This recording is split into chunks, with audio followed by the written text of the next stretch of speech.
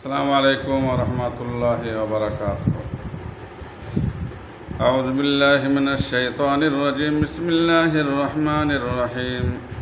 আল্লাহুম্মা সাল্লি আলা সাইয়্যিদিনা ওয়া নাবিয়িনা ওয়া শাফিয়িনা ওয়া হাবিবানা মাওলানা মুহাম্মদ ওয়া আলা আলিহি ওয়া আসহাবিহি ওয়া আহলি বাইতিহি ওয়া আউলিয়াই উম্মতিহি আজমাইন।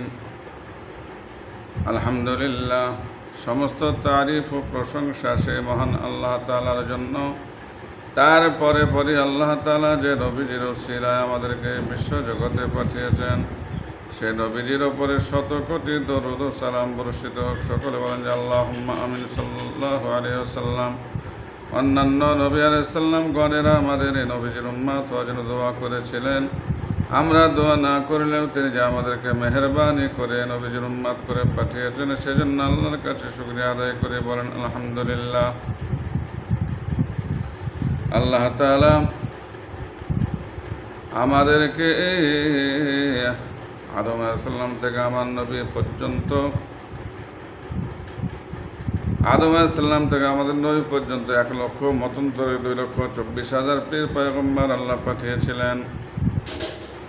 আমাদের নবীকে আল্লাহ তাআলা শেষ নবী করে পাঠিয়েছেন। আমাদের নবীর পরে আল্লাহ তাআলা আমাদেরকে এমনি ছেড়ে দেননি। নবীজি বলেছেন, আল উলামা ওয়ারাসাতুল আম্বিয়া, হাক্কানি আলেম, আল্লাহর ওলি, আল্লাহর মাহবুব পেয়ারা বান্দা, তারাই হচ্ছে আমি নবীর ওয়ারিস। এদের মাধ্যমে ইসলামটা জিন্দা জীবিত থাকবে। এদের সোহবতে বসা ওঠা করলে, এদের কথাবার্তা যদি শোনা হয়, এদের জীবনে যদি আলোচনা করা হয়, এদের জীবনে যদি শোনা হয়, আল্লাহ তাআলা আমাদেরকে ইসলামের পতাকা তলে রেখে আল্লাহ আমাদেরকে দুনিয়া ও আখিরাতে শান্তি দান করবেন, দুনিয়া আখিরাতে ভালাই দান করবেন। তাই আজকে আমি হযরতে আব্দুল্লাহ খফিফ রাহমাতুল্লাহ আলাইহি হুজুরের জীবনী আলোচনা করব। হযরত আব্দুল্লাহ খফিফ রাহমাতুল্লাহ আলাইহি পারস্যের সর্বশ্রেষ্ঠ সাধক, শরীয়ত ও মারিফাত বিদ্যার এই অগ্রগণ্য পণ্ডিত তরিকতের ইমাম রূপে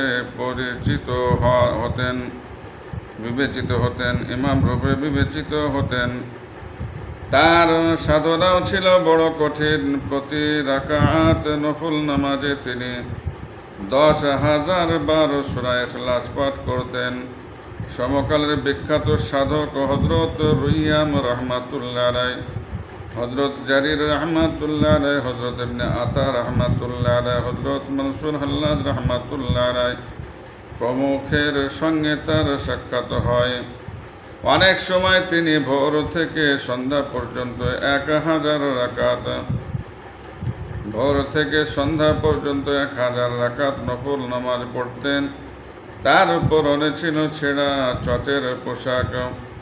একদিন দুদিন নয়, একটানা 20 বছর। প্রতি বছর তিনি 4 বার করে চিল্লা বা বিশেষ নিয়মে আল্লাহর জিকির করতেন কোনো নির্জন স্থানে। আর এভাবে যেদিন তার 40 চিল্লা পূর্ণ হয়, এভাবে যেদিন তার 40 চিল্লা পূর্ণ হয়, তিনি সেদিনই ইন্তেকাল করেন। শোনা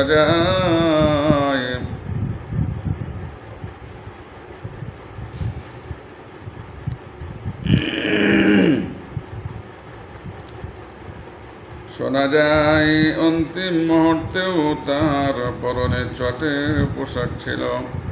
মারিফাত তত্ত্ব সম্পর্কে তিনি প্রতি 40 দিনে একখানি করে বই লিখতেন। প্রতি 40 দিনে একখানি করে বই লিখতেন।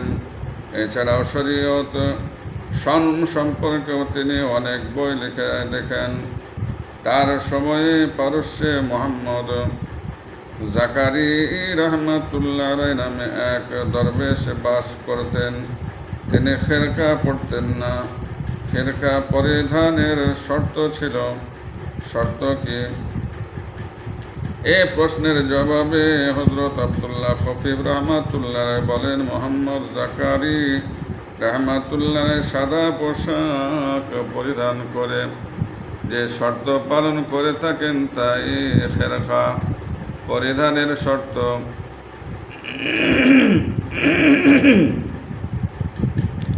আমাদের দ্বারা চটের পোশাক পরিধান করেও সে শর্ত আদায় হয় কিনা সন্দেহ।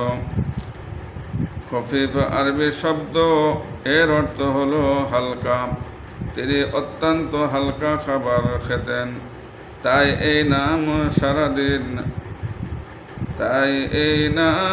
সারাদিন রোজা রাখার পর মাত্র 7টি মোরাক্কা ফল মুখে দিতেন। একবার তার চাকর তাকে 8টি মোরাক্কা ফল দেয়, না গড়ে তিনি সবগুলি খেয়ে ফেলেন। সে রাতে অন্য রাতের মতো তিনি এবারতে স্বাদ পেলেন না। সন্দেহ হওয়ায় এ বিষয়ে চাকরকে জিজ্ঞাসাবাদ করলে সে বলল, গতকাল তাকে অত্যন্ত দুর্বল দেখেই কিছু না বলে সে 8টি মোনাক্কা রেখেছিল। হযরত আব্দুল্লাহ খফিফ রহমাতুল্লাহ বলেন, তুমি মোটেই আমার হিতৈষী নও, বরং শত্রুর কাজ করেছ। চাকরের চাকরি গেল, বহাল হলো নতুন চাকর। অর্থ নেই অথচ তিনি হজ যাত্রার সংকল্প করলেন আর একটি বালতি ও রশি নিয়ে একদিন বেরিয়ে পড়লেন। অর্থাৎ পথে যখন পানির পিপাসা বোধ করবেন তখন রশি বালতি দিয়ে কুয়া থেকে পানি তুলে পান করবেন। তো বেশ কিছু পথ অতিক্রম করার পর তার পিপাসা বোধ হলো। দেখলেন একটি কুয়া থেকে 2টি হরিণ পানি পান করছে। কাছে গিয়ে দেখলেন পানি নেমে গেছে অনেক নিচে। তার মনে অনুতাপ এলো, হরিণের চেয়েও নিজেকে অধম মনে হলো। তখন অদৃশ্য আওয়াজ এলো, হরিণ 2টির কাছে দড়ি, বালতি নেই তাই পানি উঠে এসেছিল তাদের নাগালের মধ্যে, আর তোমার কাছে তা আছে, সে জন্য পানি নেমে গেছে নিচে। তখন তার হুঁশ হলো, আর পানি না তুলে দড়ি বালতি ছুঁড়ে দিয়ে তৃষ্ণা নিয়ে তিনি পথ চলতে লাগলেন। পরে আবার অদৃশ্য বাণী, আমি তোমার ধৈর্যের পরীক্ষা নিচ্ছিলাম, সে পরীক্ষায় তুমি উত্তীর্ণ, যাও এবার কুয়া থেকে পানি পান করো। তিনি ফিরে এলেন কুয়ার কাছে, দেখলেন পানি এবার উঠেছে কিনারা বরাবর, আর অঞ্জলি ভরে তিনি পানি পান করলেন। হজ সম্পন্ন করে ফেরার পথে বাগদাদে তিনি দেখা করলেন হযরত জুনায়েদ বাগদাদী রাহমাতুল্লাহ আলাইহির সঙ্গে।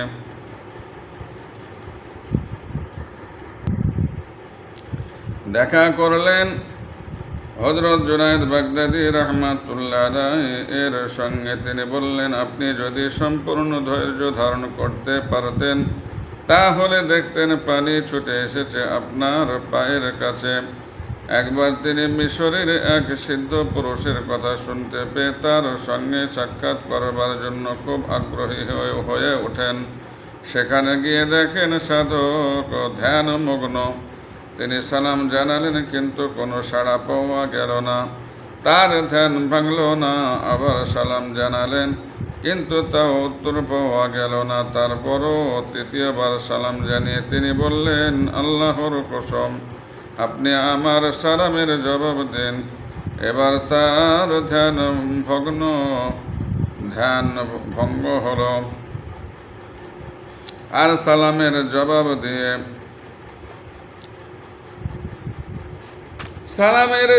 দিয়ে বললেন, সময় বড় সংকীর্ণ, এ সময়ের মধ্যে যত বেশি সম্ভব সম্বল অর্জন করুন।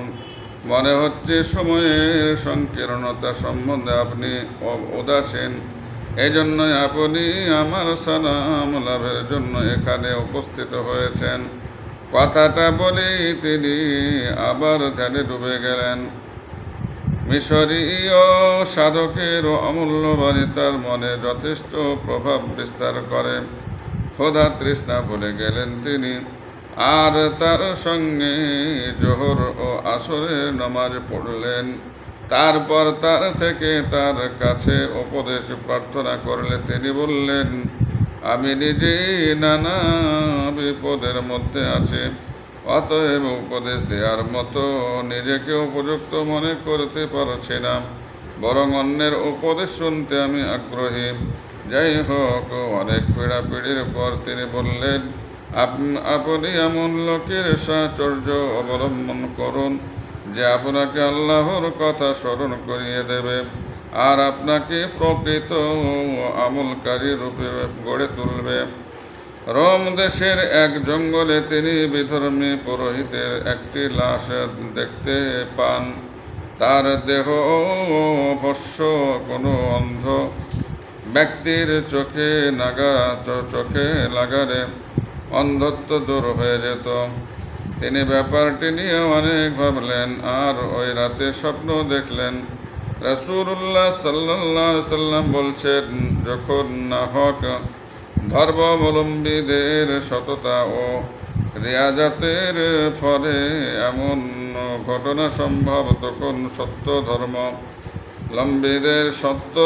ধর্মাবলম্বীদের সততা ও রিয়াজাতের ফল কি হতে পারে তা একবার ভেবে দেখো। তিনি একবার স্বপ্নে দেখলেন যে রোজ কিয়ামত উপস্থিত, সমস্ত মানুষ এদিকে ওদিকে ছোটাছুটি করেছে। হঠাৎ দেখলেন একদিকে থেকে একটি ছেলে ছুটে এসে তার পিতার হাত ধরে পুলসে রাতের ওপর টেনে তুলে তাকে পুল পার করে জান্নাতে পৌঁছে দিল। এই স্বপ্ন দেখার পর তিনি বিবাহ করেন।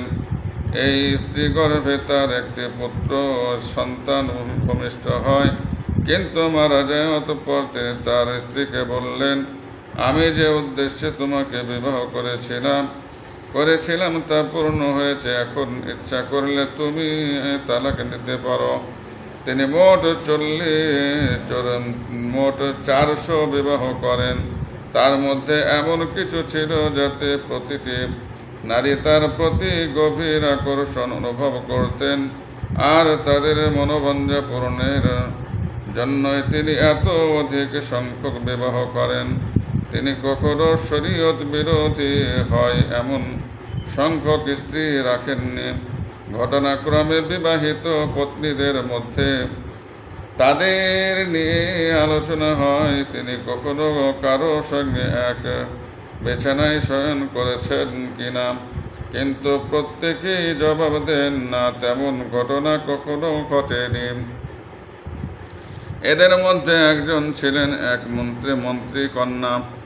তিনি একটানা 40 বছর তার স্ত্রী হিসাবে বহাল ছিলেন। তিনি বলেন, হযরত আব্দুল্লাহ যখন তার কাছে আসতেন তা তিনি আগে জানিয়ে দিতেন। তার জন্য সুন্দর সুন্দর খাবার তৈরি করা হতো। তিনি নিজেও সুসজ্জিত হয়ে থাকতেন। প্রথম যেদিন তিনি মন্ত্রী দুহিতার কাছে আসেন, সেদিন তার পরিবেশিত আহার্য সামগ্রী স্পর্শ না করে স্ত্রীর দিকে কিছুক্ষণ তাকিয়ে থাকেন। তারপর তার হাতখানি টেনে নিয়ে তার পেট ও বুকের গর্তগুলি দেখান। মোট 18টি গর্ত ছিল। তিনি বলেন, এই গর্তগুলি হলো তার ধৈর্য ও সহিষ্ণুতার চিহ্ন। তার মতো সুন্দরীর প্রতি কিংবা তার পরিবেশিত আহার্যের প্রতি তার বিন্দুমাত্র লোভ নেই। একথা বলে তিনি চলে যান, আর সেদিন থেকে মন্ত্রী কন্যা কোনো বিষয়ে তাকে আর প্রশ্ন করার সাহস দেখাননি। হযরত আব্দুল্লাহ খফিফ রাহমাতুল্লাহ আলাইহির দুজন শিষ্য ছিলেন। দুজনেরই নাম ছিল আহমদ। তিনি একজনকে বলতেন আহমদ কাহ ও অন্যজনকে বলতেন আহমদ মাহ। আহমদ কাহ এর প্রতি তার স্নেহ একটু বেশি ছিল। শিষ্যগণের কাছে সেটি বেশি দৃশ্য মনে হতো, কেননা অধ্যাত্ম সাধনার দিক দিয়ে আহমদ মাহি ছিলেন অগ্রগণ্য। হযরত আব্দুল্লাহ রাহমাতুল্লাহর শিষ্যগণের এই মনোভাবের কথা বুঝতে পেরে একদিন প্রকাশ্য সবাই আহমদ মাহাকে নির্দেশ দেন দরজায় দাঁড়ানো উটকে ছাদের ওপর নিয়ে গিয়ে তিনি যেন বেঁধে রাখেন। আহমদ মাহা বললেন, উট ছাদের ওপর নিয়ে যাওয়া তো সম্ভব নয়। তখন তিনি একই আদেশ দিলেন আহমদ কাহা এক হাতে উটের পেট ও অন্য হাতে উটের পিঠ ধরে টানাটানি করলেন, কিন্তু উটটি এক পা ও নড়ল না। এবার হযরত আব্দুল্লাহ খফিফ রাহমাতুল্লাহ তার শিষ্যদের বললেন, দুজনের মধ্যে পার্থক্য কোথায় বুঝতে পারলে? আহমদ কাহা নির্দেশ পাওয়া মাত্র তা পালন করার চেষ্টা করছে, সেটি সম্ভব কিনা তা ভাবতে যায়নি। আর আহমদ মাহা নির্দেশ পালনের ব্যাপারে যুক্তি ও বুদ্ধির আশ্রয় নিয়েছে। একদিন এক লোক এলেন হযরত খফিফ রাহমাতুল্লাহর দরবারে। কালো জামা গায়ে, মাথায় কালো পাগড়ি, এমনকি পরনের পাজামাটিও কালো। তিনি বিরক্ত হয়ে বললেন, আপনার এমন কালো পোশাক কেন? তিনি বললেন, আমার প্রভু অর্থাৎ রিপুর মৃত্যু ঘটেছে, আমার পরনে তাই শোকের প্রতীক। তখন হযরত খফিফ রাহমাতুল্লাহ তাকে দরবার থেকে বের করে দিতে বললেন। তাই করা হলো, কিন্তু পরক্ষণে তাকে আবার ভিতরে আনার আদেশ দিলেন। তাও করা হলো। এভাবে পরপর 70 বার তাকে ভেতর বার করা হলো, কিন্তু দেখা গেল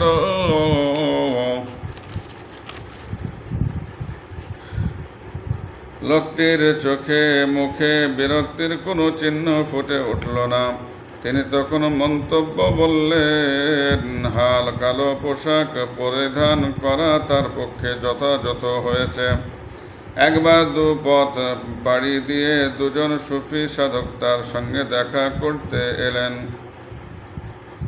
একবার দূরপথ পাড়ি দিয়ে দুজন সুফি সাধক তার সঙ্গে দেখা করতে এলেন, কিন্তু তারা জানতে পারলেন কিছুক্ষণ আগে উনি গিয়েছেন বাদশাহর দরবারে। আর স্বভাবতই তারা অপ্রসন্ন হয়ে উঠলেন। একজন সাধক কেন রাজসভায় যাবেন? আর তাই যদি হয় তাহলে তার সঙ্গে আর দেখা করার কি প্রয়োজন? তারা দেশে ফিরে চললেন। পথে এক বাজারে তারা গেলেন।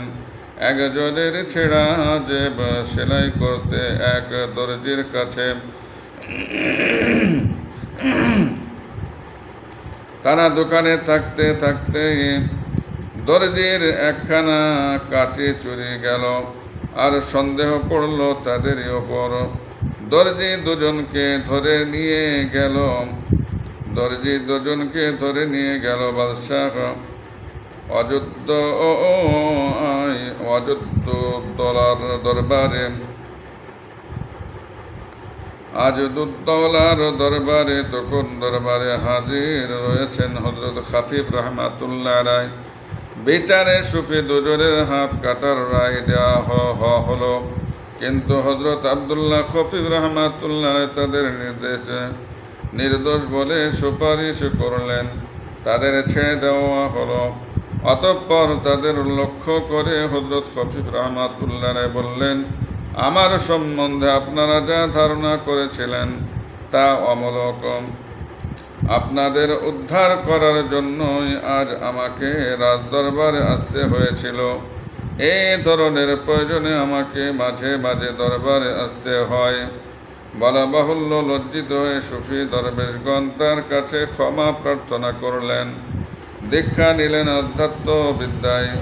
পরবর্তীকালে তারাও বিখ্যাত সাধক হলেন। আর একদিন তার দরবারে এলেন এক মেহমান। তার আপ্যায়নে কোনো ত্রুটি হলো না, কিন্তু দুর্ভাগ্যক্রমে লোকটির পেট খারাপ হয়ে গেল। প্রায় 50 বারেরও বেশি তাকে পায়খানায় যেতে হলো। প্রতিবারই তাকে সাহায্য করলেন হযরত খাফিফ রাহমাতুল্লাহ আলাইহি নিজেই।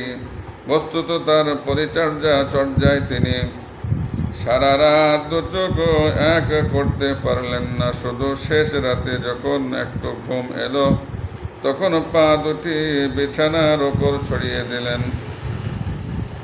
আর ঠিক সে সময় মুসাফিরের আবার পায়খানা যাওয়ার প্রয়োজন দেখা দিল। তিনি হযরত খাফিফ রাহমাতুল্লাহ আলাইহিকে ডাক দিলেন, কিন্তু তার কোনো সাড়া পাওয়া গেল না। কিন্তু মেহমানেরও অবস্থা তখন চরম।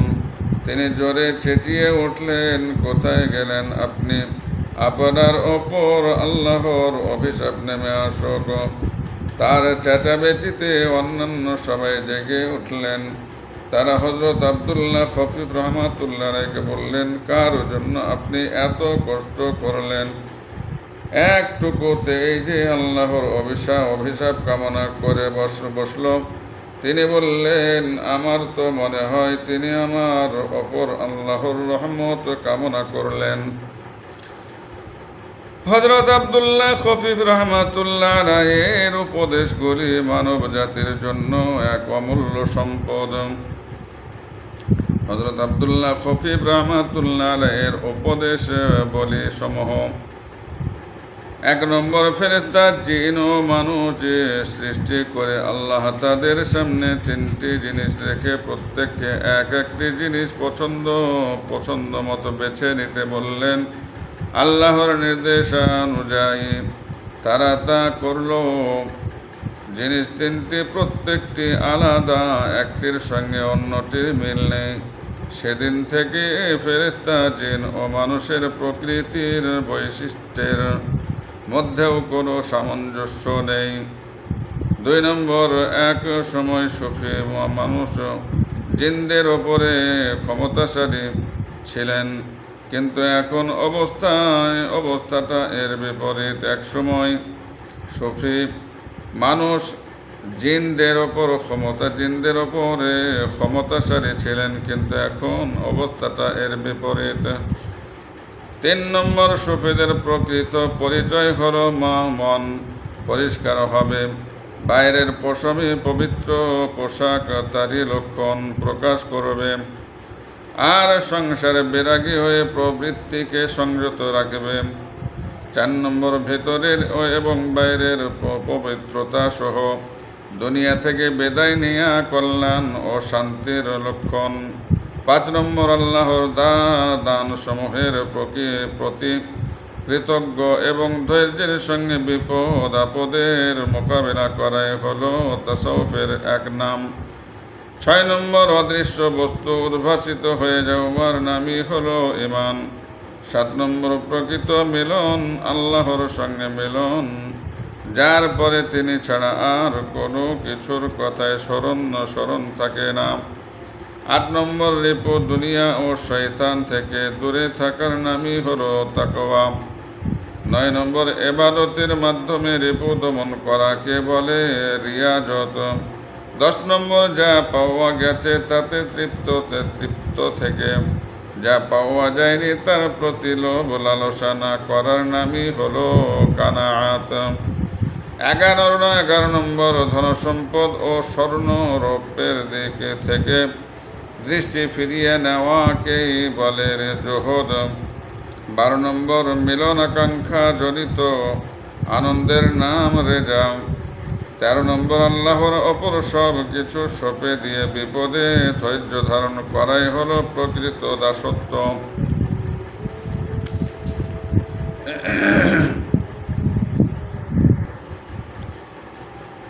14 নম্বর, নিজের দরিদ্র প্রকাশ করা অপরাধ।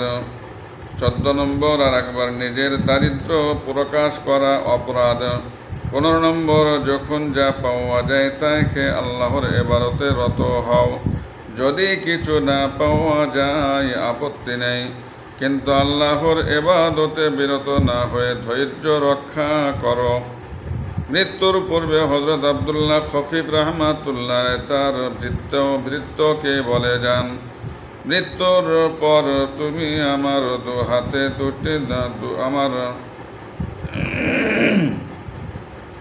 মৃত্যুর পর তুমি আমার দু হাতে দড়ি ও গলায় শেকল বেঁধে দেবে, তাহলে হতে পারে আল্লাহ আমাকে ক্ষমা করবেন। তিনি মারা গেলে ভৃত্য প্রভুর ওসিয়ত অনুযায়ী কাজ করতে উদ্যত হলো। তখন হঠাৎ অদৃশ্য বাণী শোনা গেল, আমার প্রিয় বন্ধুর সঙ্গে তুমি কি বেয়াদবি করতে যাচ্ছ? হাতে ও গলায় দড়ি বাঁধতে যাচ্ছ কেন? আওয়াজ শুনে ভৃত্য থেমে গেল। ইন্না লিল্লাহি ওয়া ইন্না ইলাইহি রাজিউন। এখানে শেষ। আসসালামু আলাইকুম ওয়া রাহমাতুল্লাহি ওয়া বারাকাতুহু।